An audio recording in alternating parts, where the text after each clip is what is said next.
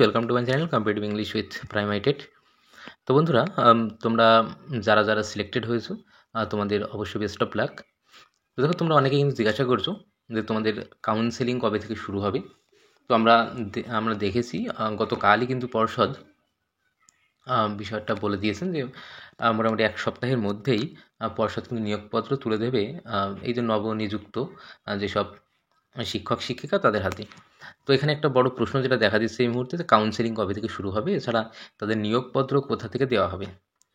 তো দেখো, প্রত্যেকটা ক্যান্ডিডেট তাদের যে কাউন্সেলিং, তো সেটা খুব শীঘ্রই শুরু হবে। আর এটা কবে থেকে হবে, তো সেটা কিন্তু পর্ষদ নোটিশ দেবে। তো নোটিশ দিয়ে কিন্তু সেটা জানিয়ে দেবে। তো এটা নিয়ে কিন্তু খুব বেশি উদ্বিগ্ন হওয়ার কিছু নেই। যথাসময়ে নোটিশ পেয়ে যাবে। পর্ষদের যে ওয়েবসাইট রয়েছে, West Bengal board of primary education এর যে ওয়েবসাইট, তো সেখানে নজর রাখবে। এছাড়া আমাদের চ্যানেলটাও ফলো করতে পারো। এর মাধ্যমে কিন্তু আমি জানিয়ে দেবো কখন কবে থেকে কাউন্সেলিং শুরু হচ্ছে। তো আশা করা যায় আজকেই খবর পাওয়া যাবে। আচ্ছা, এরপর রয়েছে কি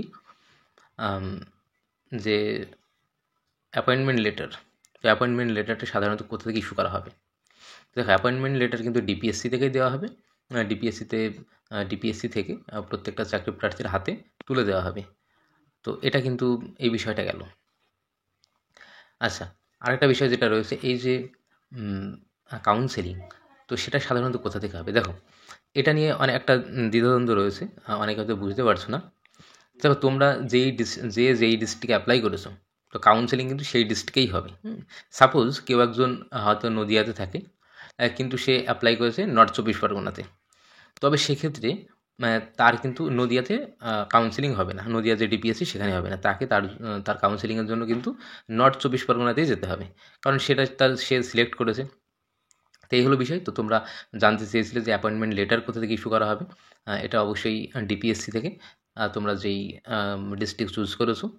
আচ্ছা, আরেকটা বিষয় যেটা রয়েছে যে তোমরা বলতে কাউন্সেলিং কবে থেকে শুরু হবে, তো সেটা খুব শীঘ্রই শুরু হবে।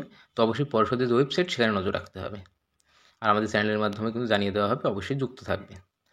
আর এইসব বিষয়ে যে কোনো খবর যদি তোমাদের জানার থাকে, অবশ্যই কমেন্ট সেকশানে জানাবে। তো আমি কিন্তু সেটা জানিয়ে দেবো।